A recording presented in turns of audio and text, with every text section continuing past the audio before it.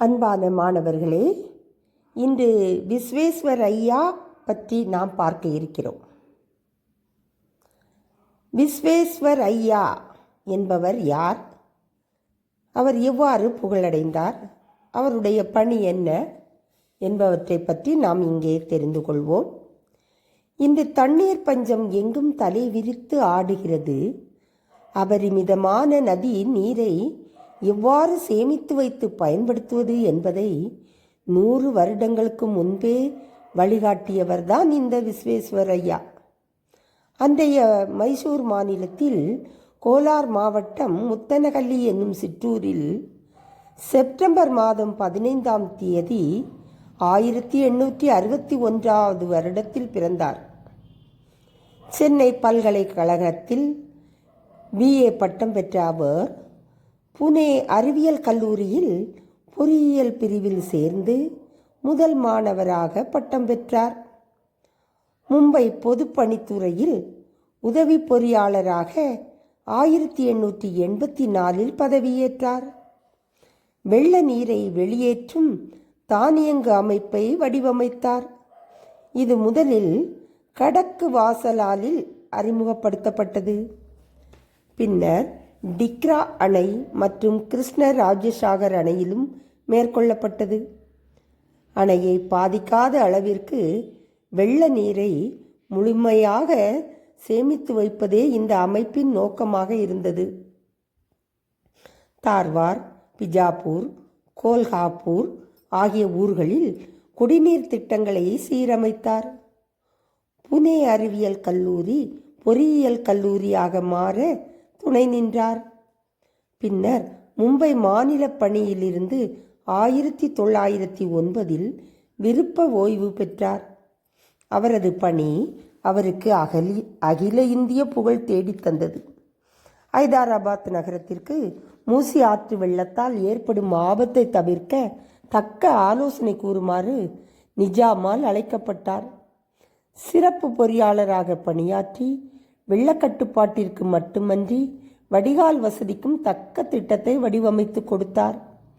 பின்னர் மைசூர் மாநில அதன் மேம்பாட்டிற்கான திட்டங்களை வரைந்து கொடுக்க தலைமை பொறியாளராக நியமிக்கப்பட்டார். 1912 அம்மாநிலத்தின் திவானாக நியமிக்கப்பட்டார்.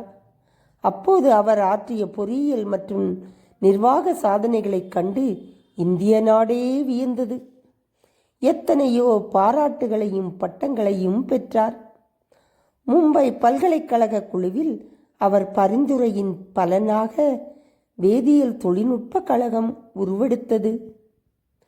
அனைத்திந்திய உற்பத்தியாளர் கழகத்தை நிறுவி அதன் தலைவராக 17 ஆண்டுகள் பணியாற்றினார். Deccan club, Buna club, century club ஆகியவை அவர் நிறுவினவையே.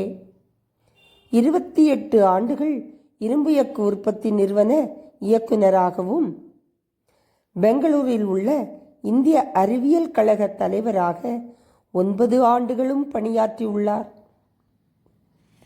மும்பை, கராச்சி நகரங்களுக்கு குடிநீர் வடிகால் திட்டங்கள் தயாரித்து கொடுத்துள்ளார். ஒரிஷாவிற்கு வெள்ளக்கட்டுப்பாட்டு திட்டம் தயாரித்து கொடுத்துள்ளார். துங்கபத்ரா திட்டங்கள் பற்றி ஆலோசனைகள் கூறியுள்ளார்.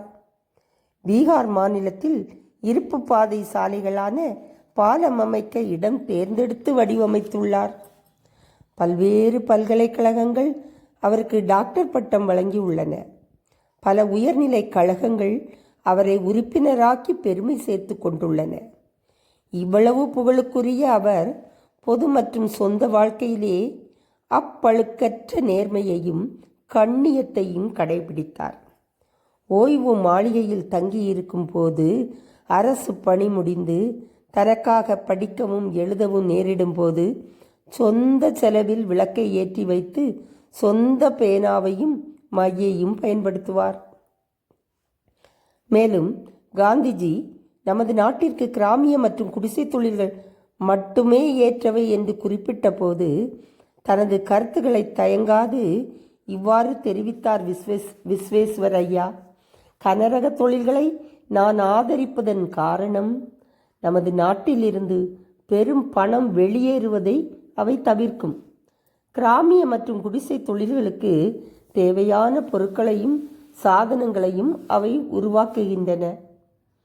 ஏழை எளியவர்களுக்கு உணவு மற்றும் பொருட்களை விரைவில் கொணரவும் பாதுகாப்பு போக்குவரத்திற்கு ஆகியவற்றிற்கும் அவையே ஏற்றவை. எனவே குடிசை தொழில்களோடு கனரக தொழில்களும் தேவையே என்றார். அறிவு, ஆற்றல், நேர்மை, கண்ணியம் ஆகியவற்றை பொது வாழ்வு மற்றும் சொந்த வாழ்விலும் கடைபிடித்தவர் விஸ்வேஸ்வரய்யா. அவரது யோசனைப்படி நீர்ப்பாசன திட்டம், நீர் சேமிப்பு போன்றவற்றை செயல்படுத்தினால் தண்ணீர் பஞ்சத்திலிருந்து தப்பிக்கலாம் இல்லையா மாணவர்களே? விஸ்வேஸ்வரய்யாவை போன்று உங்களிலும் யாரேனும் விஸ்வேஸ்வரய்யா போன்றே வரலாம் அல்லவா? உங்களுடன் நிறைய திறமைகள் ஒளிந்திருக்கின்றன. உங்கள் திறமையால் உயர்ந்து உலகை உயர்த்துங்கள். நன்றி மாணவர்களே.